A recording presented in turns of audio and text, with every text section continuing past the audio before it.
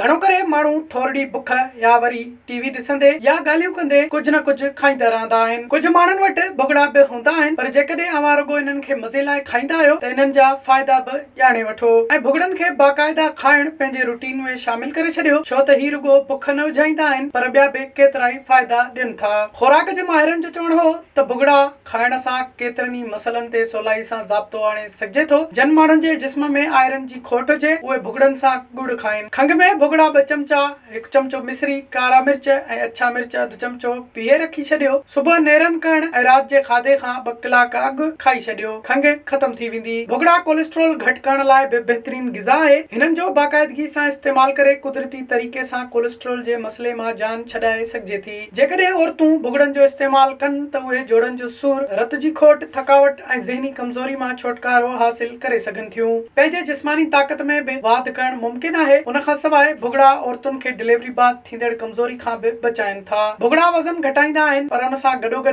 ही जिस्म मां वाधू चर्बी बि ॻारे छॾींदा आहिनि। भुॻड़नि जो ग्लाइसेमिक इंडेक्स घटि हूंदो आहे। ही ब्लड शुगर नथा वधाइनि। इहो ई सबबु आहे जो शुगर जे मरीज़नि खे भुॻड़ा खाइण जी सलाह ॾिनी वेंदी आहे।